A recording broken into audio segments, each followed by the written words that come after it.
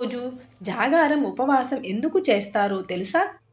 శివరాత్రి పర్వదినాన ప్రముఖ శైవ క్షేత్రాలన్నీ శివనామస్మరణతో మారుమోగిపోతాయి. శివారాధనలో లింగ రూపంలో స్వామివారిని పూజిస్తారు. ప్రతి లింగంలోనూ శివుని జ్యోతి స్వరూపము వెలుగుతుందని భక్తుల నమ్మకం. వీటిలో ద్వాదశ జ్యోతిర్లింగాలు ప్రధానమైనవి. మహాశివరాత్రి పర్వదినాన శివాలయాల్లో భక్తుల రద్దీ కనిపిస్తూ ఉంటుంది. అభిషేకాలు, పూజలలో పరమశివుణ్ణి ఆరాధిస్తూ పూజిస్తూ ఉంటారు. దేశంలోని ద్వాదశ జ్యోతిర్లింగాలలో ఈ విశిష్టత కనిపిస్తూ ఉంటుంది. ఈ పర్వదినాన ప్రత్యేక పూజలు నిర్వహిస్తారు. రాత్రి కూడా దేవాలయాలు తెరిచే ఉంటారు. పూజలు, భజనలతో శివనామం మారుమోగిపోతూ ఉంటుంది. ఈ పర్వదినాన లింగాష్టకము, శివ పంచాక్షరిని జపిస్తారు. దీపారాధన చేసి భక్తి ప్రపత్తులతో రుద్రాభిషేకం చేస్తారు. శివ పార్వతుల కళ్యాణం చేస్తారు. రోజంతా పరమేశ్వరుని ప్రార్థనలతో, చింతనలతో గడిపి రాత్రి జాగారం చేస్తారు. శివరాత్రి పర్వదినానికి ఉపవాసం, జాగారం ముఖ్యం. అసలు శివరాత్రి విశిష్టత ఏమిటి? ఆ రోజు ఉపవాసం ఎందుకుంటారు? జాగారం ఎందుకు చేస్తారు? జాగారం ఎవరు ఎప్పుడు ప్రారంభించాలి? ఇలాంటి విషయాలు ఇప్పుడు మనము తెలుసుకుందాం. అంటే దానికి ఒక కథ ఉంది. అమృతం కోసం దేవదానవులు క్షీరసాగర మథనం చేశారు.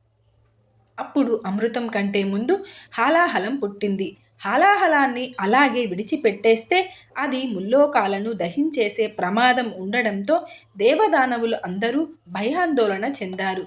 హాలాహలం బారి నుంచి లోకాలను రక్షించాలంటూ మహాదేవుడైన శంకరుడిని శరణు వేడారు. లోకరక్షణ కోసం ఈ గరళాన్ని తానే మింగి గొంతులో బంధించి అలా గరళకంఠుడయ్యాడు. హాలాహల ప్రభావానికి శివుడి కంఠం కమిలి నీలంగా మారడంతో నీలకంఠుడిగా పేరు పొందాడు.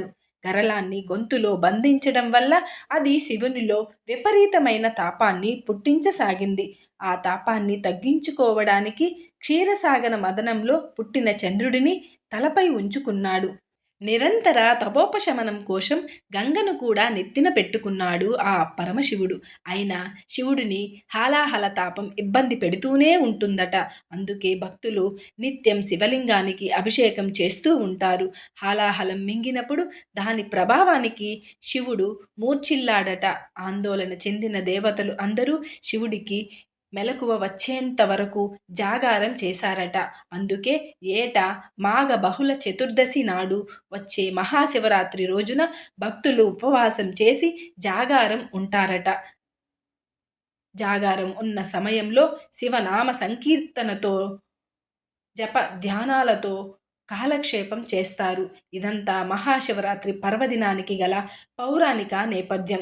నిజానికి శివారాధన పురాణాలకు ముందు నుండే ఉనికిలో ఉంది.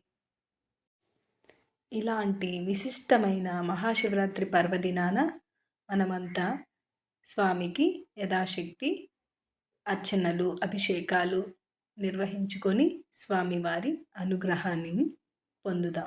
ఓం నమ శివాయ. హర హర మహాదేవ. శంభో శంకర. అందరికీ మహాశివరాత్రి శుభాకాంక్షలు. సర్వే జనా సుఖినో భవంతు. లోకా సమస్తా సుఖినో భవంతు. సర్వం శివార్పణమస్తు. స్వస్తి.